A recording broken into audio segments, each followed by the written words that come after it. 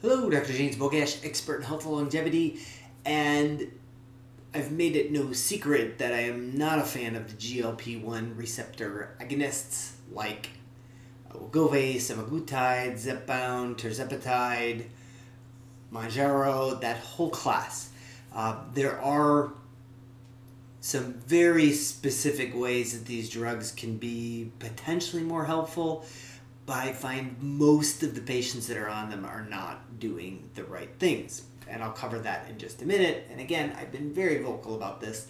But before we go on, make sure you like this video, share it with somebody who you think needs the information, and subscribe to the channel. So, this is a meta-analysis of 22 randomized controlled trials looking at thousands of patients, and so it was really a lot of collective data on how well these drugs are working. They looked at Saxenda, which is not typically used in the US, Victoza, that same class. Victoza was approved in 2014, so it's been around for a while. They looked at Zepbound, which is another GIP combined with GLP-1. And semaglutide. And so what they found in general, that it would lead to about a 7.8 pound weight loss. Like, that's really not very dramatic. Of that, 6.5 pounds was fat loss, which is obviously good, but 1.9 pounds was lean body mass. So about a quarter of the amount lost was lean body mass. So what does that look like if you're losing weight without using these drugs? And we know that lean body mass is lost along with weight. We don't have as much, without as much mass to move around, we don't need as much muscle mass, and so we're going to lose some of that with exercising. However, it has been shown that if you incorporate exercise, specifically resistance training, you can have approximately a 0% lean body mass loss, which is fantastic, and that's exactly what we want. So these drugs are notorious for losing lean body mass along with weight loss, and in some cases more than happens without using the drugs. I don't think there's anything inherently about GLP-1 receptor agonists that cause muscle loss, but I think it is the poor dietary intake. For people that didn't know what to do in the first place, they are rarely given the right amount of counseling. So what they have the same stuff they shouldn't be eating, now they're just eating less of the same stuff that they shouldn't be eating in the first place. But of these drugs, Victoza led to the least amount of lean body mass loss, which is a good thing.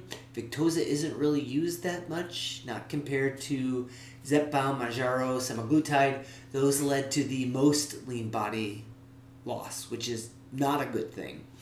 So all of these, however, I cannot express how critical it is.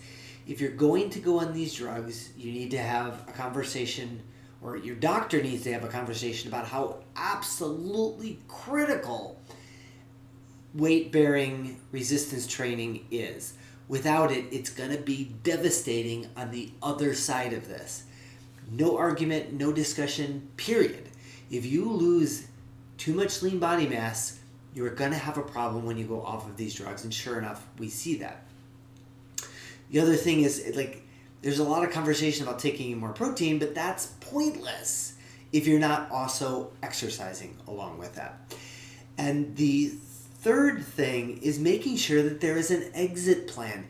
These drugs, we really have no idea what they do in the long run, but I will tell you that anytime we massively cheat Mother Nature like we're doing here, we're taking things from, 180, I've done the math, 180, 200 seconds a day to 10,000 seconds a day. It's a massive increase in what the human body wants to do on its own.